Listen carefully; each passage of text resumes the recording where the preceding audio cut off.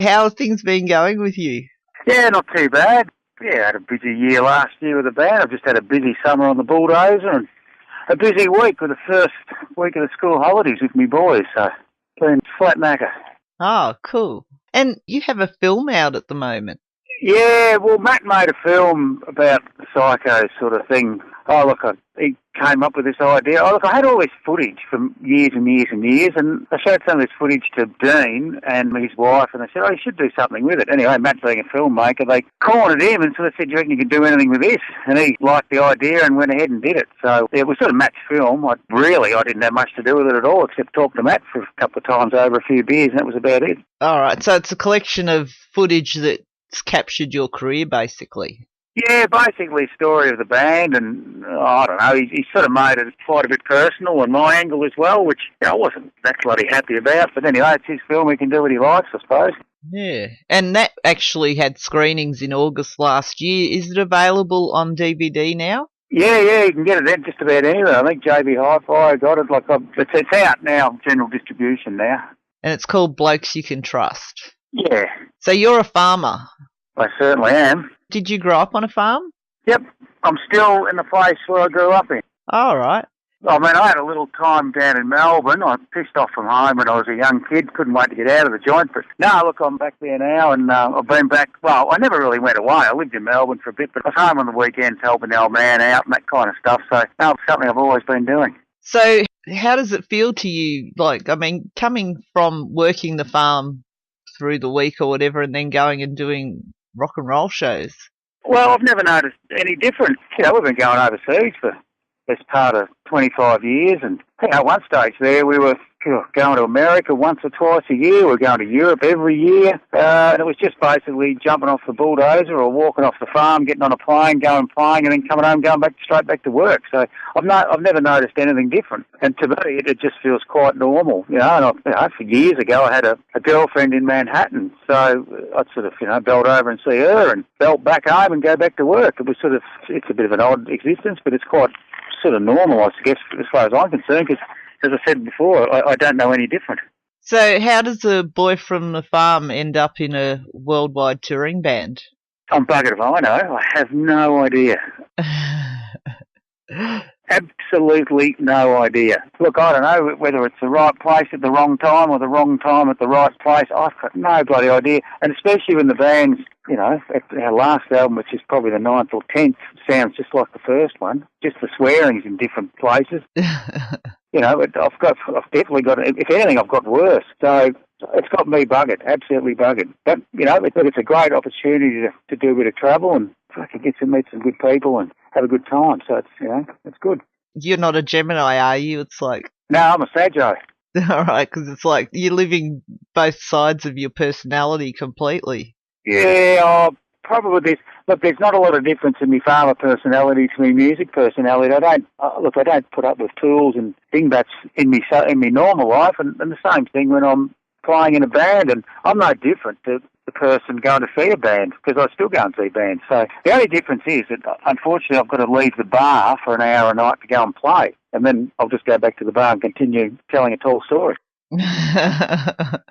Having toured the world and that, what's been a highlight for you or a surreal moment? Oh, look, I think the opportunity just to get out of the country. I'm just lucky enough. The best thing is going back and catching up with people who I met 25 years ago, 25, 30 years ago overseas. And, they've got kids and grown up and all supposed to be very sensible, but they're still just bigger twits as what they ever were, just like myself. But I guess just that unique thing of being able to travel and see the world from a different perspective, I guess. You're not a tourist, but you are. You're working, but you're not. And being invited back. We must have done something right. I'm buggered if I know what, but I guess we've always been polite at the end of the night, and that gets you back. And if we can't impress them with music, we can make them laugh. And I think that's more people just come to see us now to have a good laugh at us than anything, but that's fine with me too. Probably a lot of people come to have a beer with you. Yeah. Well, that's the other option too, which is not a bad option for me, although, I suppose my liver's only got so many beers left in it. And you were just overseas in America last year, just in September even. Yeah, we had a great trip. We had a ripper trip. We hadn't done the States, played in the States for a while, just for one thing or another, and it was great to catch up with people again. Every city we played at, it was just catching up with a bunch of people who we hadn't seen for a while. So, yeah, it was just like every gig was almost like a little reunion with a heap of people that we knew. Yeah, and you do have some shows coming up. You're actually playing at the Espy in the Gershwin Room on Easter Sunday, the 20th of April. Yeah, well, sort of, we've been meaning to get back to there. We haven't played the SB for a while. It's been a year since we've played there, and it's a bit of an iconic home for us, really. I used to drink a lot of beer there and seen a lot of bands play there. So we weren't planning to actually play in Melbourne again for quite a while, because sort of, reckon we'd done enough. But we're going to go do one at the SB. That'll be our last Melbourne show for goodness how long. Wouldn't know when the next plan is to play there again. So we thought we'll finish off at the SB and then do a little sort of a rural one. Yeah. Yeah, because you're going to San Remo on the 24th of April and then Geelong on the 25th at the Barwon Club. Yep. And on the 26th, on the Saturday night, you'll be in Ballarat at Carova Lounge. Yeah, because we haven't played Ballarat for yonks, and I don't know why, because, it's only just down the road for me, really, and Dean. So it's, playing country pubs is good because, I know what it was like trying to desperately see any kind of a band when you live in the bush, and, not a lot comes through, or never used to. But, I mean, look, love us or hate us, at least it gives people an option. They can either go, oh, well, we can go and watch the Psychos play the same old set, or we can sit home and watch telly. So at least they've got a choice. They might stay home and watch telly to be smarter. Or come down Carova and have a beer with you. Exactly. And Castlemaine on the 27th of April at the Theatre Royal. Yeah, that's a ripper joint. I don't know if do you ever spend much time in Castlemaine? No, not at all. Oh, that is a ripper. Look, it's a really old theatre. So it's amazing. I took my 7-year-old to see the Lego movie there yesterday at 11 o'clock in the morning, sitting on this sort of couchy thing, and I bought him a lemonade and I bought myself a Cooper's Green. It was fantastic. What a place to see a movie. Yeah. As you said, you've released 10 albums so far. I think so.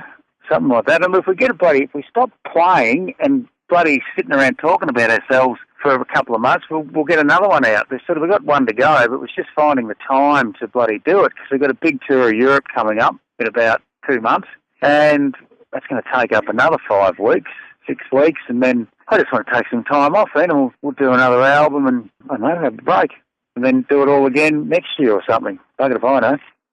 You haven't actually released the Europe tour dates yet on your website. Haven't we? No. Oh, well, all I know is that we think we start in Spain and we finish in Finland. So that's going to cover a fair distance. Is that going to be another reunion with old mates over in Europe? Oh, shit, yeah. Look, when we were over there last year, it was funny. We got to, there's a couple of cities we played out there that we've been playing for a long time. We get to Cologne. Well, I reckon that every babysitter was booked out for about a 400 square kilometre radius, because I was catching up with people that I hadn't seen for a long, long time. But actually, most of the people in there, their kids are old enough to come along too. And they got some confused looks on their faces when they see what their parents were up to 25 years ago. It sounds like the Cosmic Psychos is just like a lot of fun.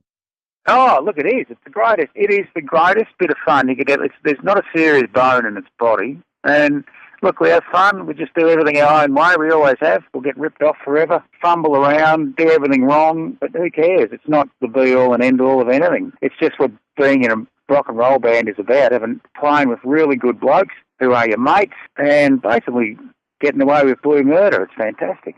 Well, what sort of music do you listen to? Whose records do you own? Well, at the moment, I've got my son in the car, and he's a great fan of Queens of the Stone Age, so I've been playing that on the way up to Bendigo today. And look, I listen to a lot of my old stuff. I've sort of stuck in that early punk stuff in the 70s. I'm a big Slade fan. I was a big Kiss fan there for a while before the punk stuff came up. I still listen to that every now and again. The early Akadaka, early Australian pub rock I still listen to. But otherwise I'll sit around and listen to the ABC and listen to people complain about the government and bitch and moan and groan about, I don't know, dog walking laws or something like that. Really important stuff. Yeah, definitely. The real issues. Anyway, people can find you at cosmippsychos.com.au, and you're on Facebook at facebook.com/Cosmic Psychos. And while I'm saying this, I'm realising this means nothing to you, that you've probably never seen these sites. Absolutely. So don't ask me any questions on them sites because I wouldn't even get to read them and I wouldn't know what's going on. But if you write me a letter, I'll probably return a letter. I think I've got a bit of paper still. Well, most people who are going to be listening to this interview are going to be listening online, so they can go to your website, cosmicpsychos.com.au, and find your tour dates you've got coming up. That's bloody marvellous. And they can see us. We're definitely playing in Helsinki, so if they like what they see in Ballarat, they can come to Finland. Definitely. I'm sure your European fans are looking forward to that and desperately waiting for the release of the tour dates. Yeah, it should be good. Look, it'll be a blast. It always is. It's always fun. Always fun. Yeah. I don't know, talking to you, it seems like a strange life that you lead, that you're such opposing sides of yourself, even though you said you're the same person in the band as you are on the farm. Yeah, I don't think I changed too much, but if you get a chance, have a look at the movie, and that sort of explains everything in a nutshell, really. Yeah, I think that's actually worthwhile. It's Cosmic Psychos, blokes you can trust. Yeah, and Matt did a really good job. He did it. Turned what I sort of thought was a waste of time into sort of not a bad yarn, really. Yeah, and we can luckily look forward to another studio album you're going to be putting out? Yeah, it is. And we haven't, like about every 3 years we do something, and I think we're right on the knocker for 3 years since we did the last one. So it'll be good, and I think this time John and Dean have been writing some stuff too, so usually I've sort of put up a majority of the work, but there's going to be quite a bit there from Dean and John this time around. I've got shitloads of stuff to put in there too, so we might even do the good old-fashioned double album just for the hell of it. Yeah, awesome. Yeah, well, I should let you get back on the road because you're headed to Bendigo today. Yeah, I'm in Bendigo now. It's raining. I can't work today, so I've got one of my boys off at his cousin's place for a sleepover, and I'm taking the other lad home, and we'll probably go up to the shed and crack a beer and just have a nice afternoon together. Oh, that's good. I will quickly again give out those tour dates. The Espy, Easter Sunday, the 20th of April. The Western Port Hotel in San Remo on the 24th of April. The Bowen Club in Geelong on the 25th of April. The Corova Lounge in Ballarat on the 26th. And the Theatre Royal in Castlemaine on the 27th. And that's an afternoon show. Yep, bloody marvellous. It has been great talking to you. Thank you very much. And people should definitely go and check out that movie, Cosmic Psychos, blokes you can trust. Yeah, there's a few good laughs in it. It's a ripper. Yeah, and I look forward to seeing you live and holding up the bar afterwards. No worries. I'll do my best work if I can. Okay, thanks a lot. Good on you, mate. Bye. Cheers.